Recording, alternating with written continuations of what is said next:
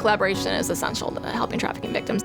Our task force is known as WASH-ACT, the Washington Advisory Committee on Trafficking. We do have really strong relationships between law enforcement, the prosecutor's office, and social service agencies who are directly serving victims. We wanted to talk about the Freedom Network. Having us all work together equally and recognizing equal partnership has been important to boosting victim services.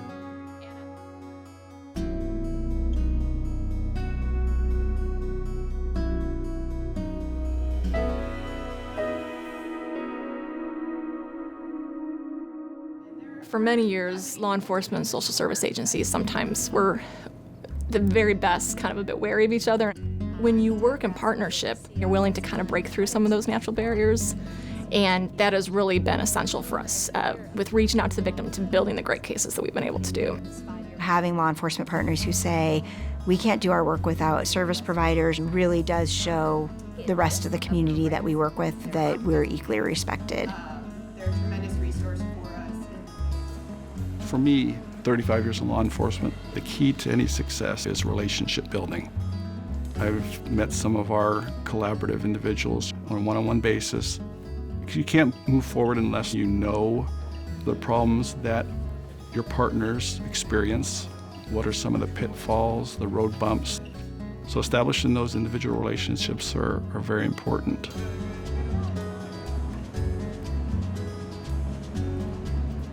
The ultimate goal of our task force here in Chicago is to raise awareness and to provide more services for the victims and to successfully prosecute the cases.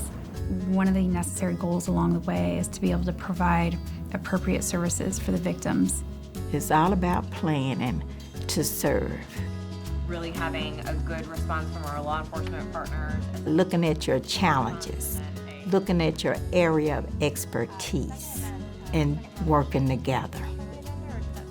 We need to have trust between the NGOs and law enforcement so that NGOs feel comfortable coming to law enforcement when their client has given them consent to report the crime and to begin developing a prosecutable case. One of our issues is we chose It builds a mutual respect for the differing roles, but also the common mission that we have to serve survivors of human trafficking.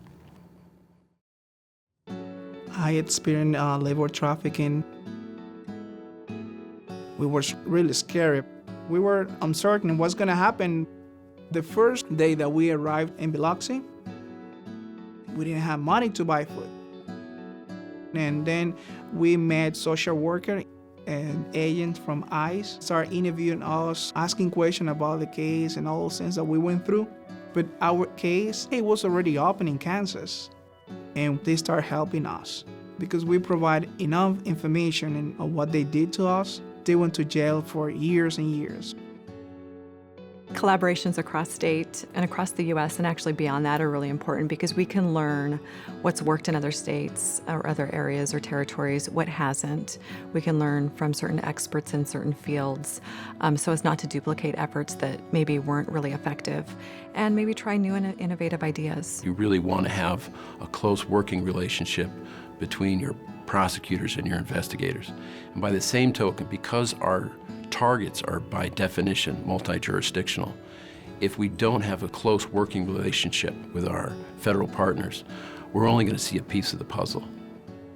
The more that we can help share information and communicate with one another and coordinate our efforts, then I think the better off we can be as far as effectively developing operational plans on how to work better together. If you see something, say something. But in order to do that, you have to be able to recognize what you're seeing, and you have to be able to know who to call. We've tried to have targeted outreach for specific stakeholders in the community. School professionals, emergency room professionals, cable and utility providers, truckers who are working the interstate highways, beat officers, highway patrol officers. Then the cases will come to us and to the task force. Very often, our best outcome is a victim recovery. Even if we can't prosecute the case, we can actually give that survivor an opportunity to escape the cycle of violence. In order to do that, they need a variety of services, whether it be mental health, educational, vocational, psychological help, legal help, immigration help, or the expungement of prior records. They're incredibly important for helping our survivors start a new part of their life.